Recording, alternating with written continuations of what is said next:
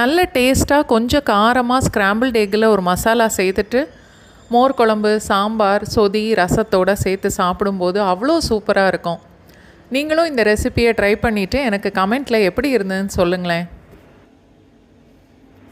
நல்ல அகலமான ஒரு பேன் எடுத்துக்கோங்க. 2 டீஸ்பூன் அளவுக்கு எண்ணெய் சேர்த்து எண்ணெயை எல்லா இடத்துலையும் நல்லா ஸ்ப்ரெட் பண்ணி விட்டுருங்க. அதுக்கப்புறம் நம்ம முட்டையை உடச்சி சேர்க்கணும். நான் இன்றைக்கி 7 முட்டை உடச்சி சேர்க்குறேன். நீங்கள் உங்களுக்கு தேவையான அளவுக்கு நீங்கள் சேர்த்துக்கோங்க.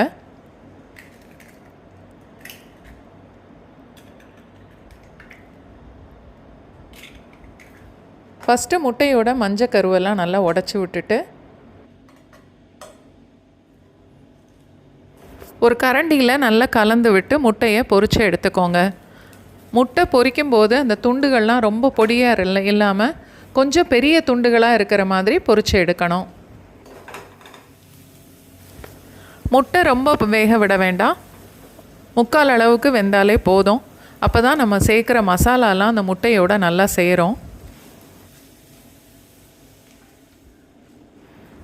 பொரிச்ச முட்டையை ஒரு தட்டில் மாற்றிக்கணும்.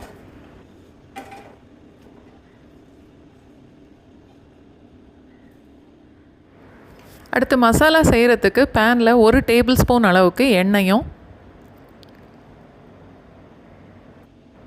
1-2 டீஸ்பூன் வரைக்கும் நெய் சேர்க்கலாம். நீங்கள் எண்ணெய் வேணான்னா வெறும் நெய் மட்டும் சேர்த்து கூட மசாலா செய்யலாம்.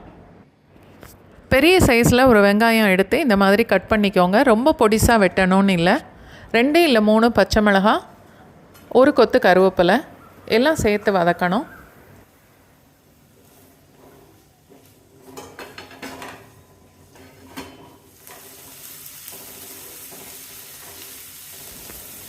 வெங்காயம் இந்த அளவுக்கு லேசாக செவந்ததுக்கப்புறம் சின்னதாக 2 தக்காளி, அதையும் நல்லா பொடிசாக வெட்டிட்டு அதுக்கப்புறம் சேர்க்கணும்.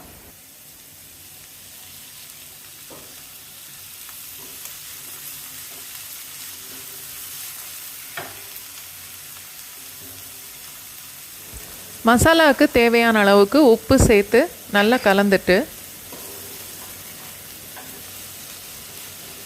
1 நிமிஷம் வரைக்கும் மூடி போட்டு வைக்கணும்.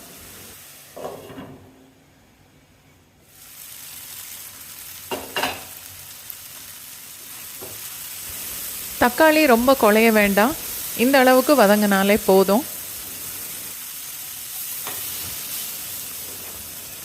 1 டேபிள் ஸ்பூன் அளவுக்கு நான் சிக்கன் கறி மசாலா பொடி சேர்க்குறேன். இந்த பொடி நான் கடையில் வாங்க மாட்டேன், நான் வீட்டிலையே தான் செய்து வச்சுருக்கேன். இந்த பொடியோட ரெசிபி உங்களுக்கு வேணும்னா ஆகஸ்ட் 13ஆம் தேதி என்னோடய லாங் வீடியோவில் இந்த பொடியோட மெஷர்மெண்ட்டும் எப்படி வறுத்து திரிக்கணுங்கிற டீட்டெயில் எல்லாம் நான் கொடுத்துருக்கேன். நீங்கள் அந்த வீடியோவை செக் பண்ணி பார்த்துக்கோங்க. பொடிசாக கட் பண்ண மல்லி இலையும் இப்போ சேர்த்து வதக்கணும்.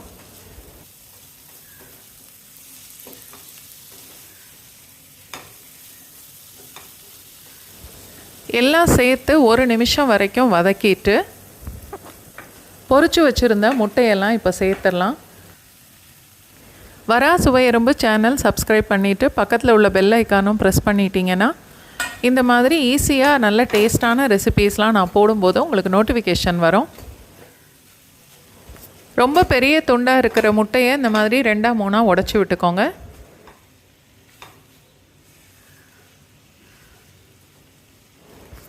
முட்டையை மசாலாவோடு சேர்த்து நல்லா கலந்துட்டு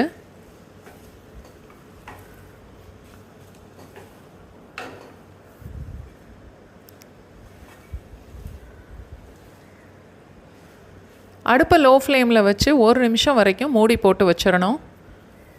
இந்த மசாலாலாம் முட்டையோட நல்லா சேரட்டும்.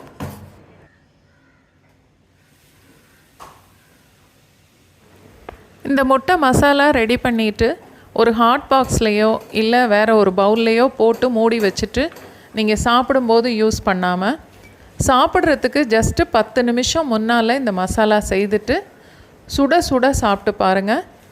டேஸ்ட்டு சூப்பராக இருக்கும். மிஸ் பண்ணாமல் ட்ரை பண்ணிவிட்டு எப்படி இருந்துச்சுன்னு சொல்லி எனக்கு கமெண்ட் பண்ணுங்கள். வரா சுவையரும்பு சேனல் சப்ஸ்கிரைப் பண்ணவங்க, லைக் பண்ணவங்க, ஷேர் பண்ணவங்க, இது வரைக்கும் எனக்கு கமெண்ட் பண்ணவங்க என்னோடய லைவ் குக்கிங் தொடர்ந்து பார்க்குறவங்க எல்லாருக்குமே ரொம்ப ரொம்ப நன்றி. உங்களுக்கு பர்டிகுலராக ஏதாவது ரெசிபி தேவைன்னாலும் நீங்கள் எனக்கு கமெண்ட் பண்ணலாம். இல்லை உங்களோட ரெசிபி ஏதாவது நீங்கள் எனக்கு கமெண்ட்டில் ஷேர் பண்ணிங்கன்னா கூட நான் அந்த ரெசிப்பியை ட்ரை பண்ணி வீடியோ போடுறேன், இல்லை லைவாக குக் பண்ணி காமிக்கிறேன்.